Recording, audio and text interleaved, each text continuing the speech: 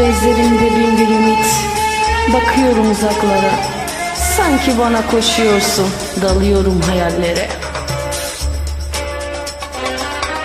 Gözlerimde bin bir ümit, bakıyorum uzaklara. Gözlerimde bin bir ümit, bakıyorum uzaklara. Sanki bana uçuyorsun, dalıyorum hayallere. Sanki bana uçuyorsun, dalıyorum hayallere.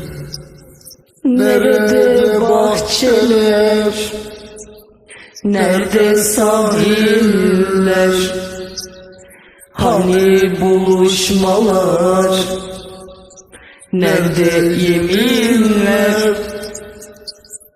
Ben şimdilik bu yerlerde sensiz kalmışım. Of, bulutlar habercim, yağmur gözyaşım. Ben şimdilik bu yerlerde sensiz kalmışım. Bulutlar habercim, yağmur gözyaşım.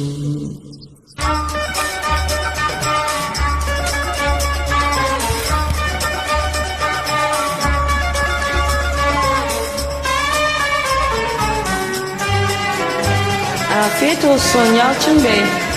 Çilekleri götürüyorsun orada ama bu arada.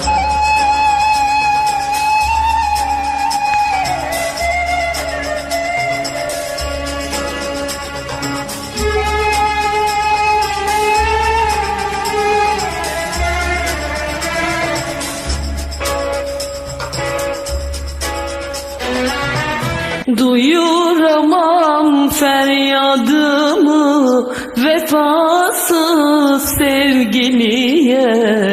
Duyuramam feryadımı vefasız sevgiliye. Bir divane deli gibi dönmüşüm ben viraneye. Bir divane deli gibi dönmüşüm ben viraneye. Nerede bahçeler, nerede sahiller, hani buluşmalar, nerede yeminler? Ben şimdi bu yerlerde sensiz kalmışım. Bulutlar habercim, yağmur gözyaşım. Ben şimdi bu yerlerde sensiz kalmışım. Bulutlar habercim, yağmur gözyaşım.